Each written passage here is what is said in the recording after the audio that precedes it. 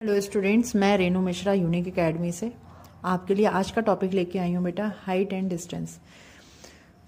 मैं आपको आज शॉर्ट ट्रिक बताने वाली हूँ जो कि केवल हाइट एंड डिस्टेंस के सारे लेंथी क्वेश्चंस को आप ओरली सॉल्व करने में आपको हेल्प करेगी। सबसे पहले मैं थोड़ा कॉन्सेप्ट क्लियर कर दूं कि इसमें आपको केवल बेटा 3 एंगल्स की जरूरत पड़ने वाली है, नोट मोर देन। आपको 0 डिग्री और 90 डिग्री की वैल्यूज नहीं भी लाना है, कोई प्रॉब्लम नहीं है।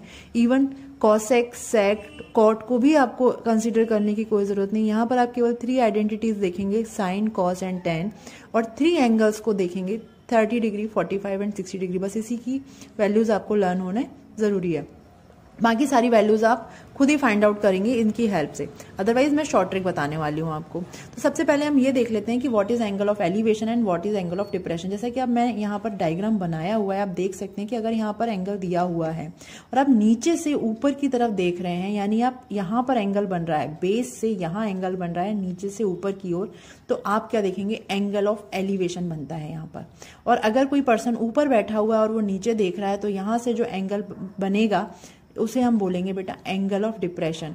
इसे आप ऐसे भी याद रख सकते हो, जब भी कोई पर्सन ऊपर से नीचे की ओर गिरता है, यानी उसकी लाइफ में फॉल चल रहा होता है, तो वो क्या होता है, उसकी लाइफ में डिप्रेशन आता है। That is angle of depression. Okay, अब हम यहाँ से स्टार्ट करते हैं। थोड़ा मैं आपको रिकॉल करा देती हूँ सारी आइडेंटिटीज। तो साइन थीटा होता था हमारा perpendicular upon hypotenuse, cos theta होता है base upon hypotenuse, tan theta होता है परपेंडिकुलर बेस। तो हम उसी बेसिस पे ये लेकर चलेंगे और उसी के अकॉर्डिंग हम निकालेंगे वैल्यू। स्टैंडिंग मेथड में तो सपोज हमें ये निकालना ही पड़ता है और ये हमें आना भी चाहिए, लेकिन मैं यहाँ पर आपको, जैसे मैंने बोला, शॉर्ट ट्रिक बताने वाली हूँ। तो क्विकली हम स्टार्ट करते हैं, शॉर्ट ट्रिक पे आते हैं अपनी। ठीक है, देखिए यहाँ पर आपको केवल 3 ही एंगल मिलने वाले हैं, 30 डिग्री, 45 डिग्री, 60 डिग्री। तो अभी मैं बात करूंगी 30 और 60, क्योंकि ये एक दूसरे से रिलेट करते हैं। जैसा हमें पता है बेटा, जब हम ट्रिगोनोमेट्री की बात करते हैं तो ये बात हो रही होती है केवल राइट एंगल ट्राइंगल में। अगर राइट एंगल ट्राइंगल में बात करें तो ये है 90 डिग्री, और सपोज ये आपको 30 डिग्री गिवन है, तो हमारा नेक्स्ट एंगल क्या बनने वाला है, यहाँ पर ये एंगल बनता है हमारा 60 डिग्री। तो ये एक दूसरे से रिलेट होते हैं क्योंकि ये कॉम्प्लीमेंट्री हो गया। अगर आप एंगल्स हम प्रॉपर्टी से भी निकालें तो 90 + 30 120, और बचा हुआ एंगल क्या, 180 में से 120 माइनस करेंगे तो it will be 60 degree.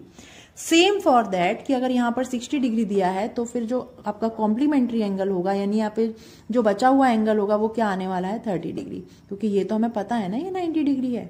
90 + 60 150, when you will subtracted 180 from 180, तो 180 minus 150 will be 30। और 90 minus थीटा, कॉम्प्लीमेंट्री एंगल, तो 90 minus theta means 90 minus 60, it will be also 30। वो आपकी मर्जी कि आप कैसे फाइंड आउट करते हो, लेकिन अगर ये 60 है तो ये 30 होगा, और अगर ये 30 है तो ये 60 होगा। अब हम बात करते हैं शॉर्ट ट्रिक की। चलिए, जब यहाँ पर एंगल ऑफ एलिवेशन आपको 30 डिग्री गिवन होगा, तो आप अपनी वैल्यू कैसे फाइंड आउट करोगे। तो सबसे पहले आप देखिए, अगर ये 30 डिग्री है तो ये वाली जो लाइन होगी बेटा, ये आपकी सबसे लंबी लाइन होगी। मतलब इन दोनों में अगर हम कंपेयर करें तो ये लाइन इससे बड़ी होगी। हाइपोटेनियस तो ऑफकोर्स लॉन्गेस्ट लाइन होती ही है, लॉन्गेस्ट साइड होती ही है, लेकिन अभी हम बात कर रहे हैं एसटी और टीएन में। अगर मैं इस ट्राइंगल में बात कर रही हूँ तो टीएन साइड ये बड़ी होगी। ठीक है, और इससे आप ऐसे भी जज कर सकते हो कि 9th क्लास में आपकी एक थ्योरम दी है जिसके अकॉर्डिंग जो भी बड़ा एंगल होता है उसकी अपोजिट साइड्स बड़ी होती है, मतलब लॉन्गर होती है। तो यहां से हमें पता है कि 30 डिग्री वाली जो साइड है वो बड़ी होगी। अब अगर बड़ी वाली साइड ये है तो आपको याद कैसे रखना है, इस टीएन में जो भी इसकी वैल्यू होगी उसमें हमें मल्टीप्लाई करना है बेटा √3 का। ओके, और 30 डिग्री की अपोजिट साइड यानी 60 डिग्री के अलोंग साइड आपको इसमें अगर ये फाइंड आउट करना है, यानी परपेंडिकुलर फाइंड आउट करना है, तो इसमें आपको √3 से डिवाइड करना है।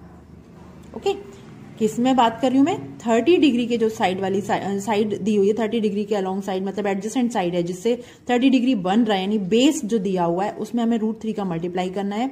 इसकी अपोजिट साइड में हमें डिवाइड करना है √3 से। ओके, अब आते हैं हाइपोटेनियस में। अगर हमें इसमें हाइपोटेनियस फाइंड आउट करना है तो जो भी हमारा परपेंडिकुलर निकलेगा ना, मीन्स हम एसटी निकलेगा, वो एसटी में हम यहाँ पे किसका मल्टीप्लाई कर देंगे, 2 का, तो हमारी हाइपोटेनियस साइड निकल आएगी। ओके, सेम फॉर दैट अगर हम 60 डिग्री की बात करें तो ये 60 डिग्री है तो ये 30 डिग्री हो गया। अब जो भी हमने रूल यहां पर इस ट्राइंगल में लगाए हैं ना, मीन्स 30 डिग्री के साइड वाले में हमें √3 का मल्टीप्लाई करना है, तो 30 डिग्री की साइड तो ये वाली है बेटा, तो हम इसमें क्या करेंगे, √3 का मल्टीप्लाई हम इस साइड करेंगे और डिवाइड इस साइड कर देंगे।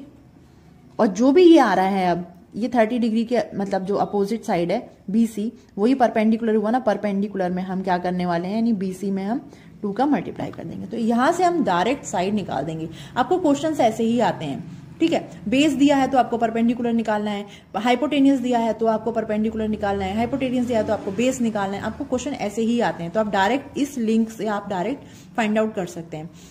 सबसे इजी 45 पड़ता है।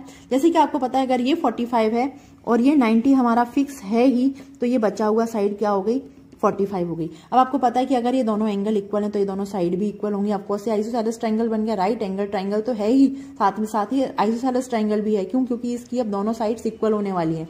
जब ये दोनों साइड इक्वल है तो हमें पता है कि ये 1 है और ये भी 1 है, और ये क्या हो गया यहाँ पर, √2 हो गया, ठीक है। अब डायरेक्ट ये रेशियोज लर्न कर लो। 45 में क्या होना है, 1 1 √2। 60 में क्या होना है, यहां पर 60 के अलोंग साइड होती है उसमें डिवाइड करना है, या फिर 30 के अपोजिट साइड में हमें √3 से डिवाइड करना है, और 30 के साथ वाली जो साइड है मतलब अलोंग है उससे एडजेसेंट साइड है उसमें क्या करना है, √3 का मल्टीप्लाई करना है, और हाइपोटेनियस में हमें 2 का मल्टीप्लाई करना है, परपेंडिकुलर की साइड से 2 का मल्टीप्लाई करना है।